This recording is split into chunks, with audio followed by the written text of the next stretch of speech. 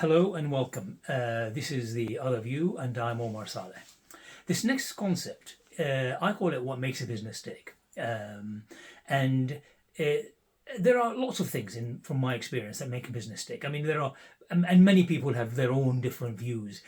People make a business tick, customers make a business tick, the market, your suppliers, your shareholders. There are tons of things that make a business tick. But I'm going to be a little bit controversial here as part of this concept. I'm going to say that, stick my neck out, yeah, and say there are three major things that make a business tick, that without those three, everything else really doesn't matter and will not function as you want it to. So I'm going to get straight into it and say there are three things that make a business tick. One is what I would call the top line. You might call it total sales, you might call it income, and so on and so forth. It's basically the money and the income you bring into the business via selling your products and or services. So that's one. The second one is some kind of a measure of your profit or margin. Call it whichever one you want to call it, but something to do with your profitability and margin. And the third one is to do with your operating expenses and costs in the business. So these are the three things that make a business tick. The first one, the top line or the total sales, is really critical and important because it gives you an idea of your size in the market, what market share you have of that particular market, and it gives you the ability to have cash coming into the business. So that's critical. Number two, the profit or the margins that you bring in as well gives you the ability to reinvest in the business, whether in people, and there's some of the best people or not, or in research or development, or paying back your shareholders in terms of dividends and so on. So it's important to make that dividend to be able to grow the business and develop the business as you go forward. And then you've got your operating expense and your costs. And they are very important as well because they maintain your base, the base on which the business is built. There is a relationship between those three, and it's a pretty critical relationship. Because as CEOs or managing directors or owners of business or managers of business, we all would like to say, oh, we're going to basically drive the sales up, we're going to drive the profit up, and we're going to reduce the costs and the expenses. The answer is that doesn't work. Although you try to say it to yourself sometimes, or a lot of people say it, the analysts will always say that's a load of, I'm not going to use the rude word for it, but that is basically dreamland. There are, of course, exceptions.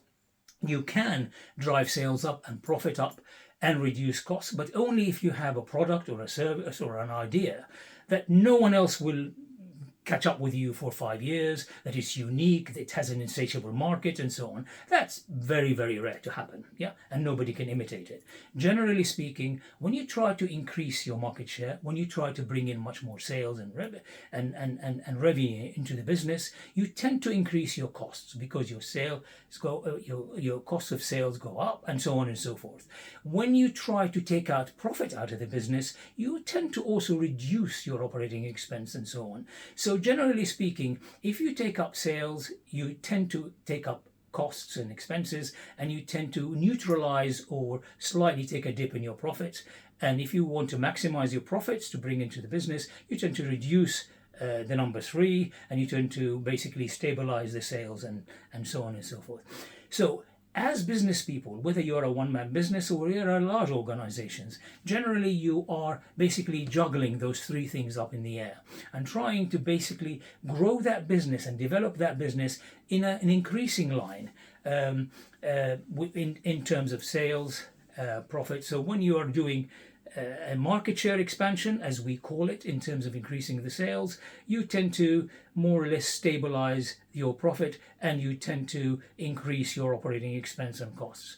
If when you come to a part of the sales cycle and say to yourself, I want to take some profit out of the business, then you tend to do the opposite. You tend to try and maintain your costs or reduce them, and you tend to stabilize your top line. Now, a lot of people will say, well, hang on a second, that means it's going to be fairly intermittent. Well, no, because what happens in general in most businesses, you have more than one product and more than one service. And as a result, you tend to run them in portfolios. So when you are basically increasing your market share and sales in particular sets of products, you tend to somehow try and generate more profit out of others and hence control those costs accordingly. So to basically conclude on all of this, generally speaking, if you really are trying to run a business in a fairly competent and efficient way, you need to understand what are you gunning for out of this market. Are you going to go for a sales drive to increase your market share? Or are you going to just go on consolidation phase where you actually milk some of that business in terms of being able to reinvest back in it and hence reduce your costs and so on? So this concept, what makes a business tick? Basically, in my opinion, there are, to be controversial here, if you don't look after those three in a way that makes sense to running the business, then you end up affecting the business in a negative way.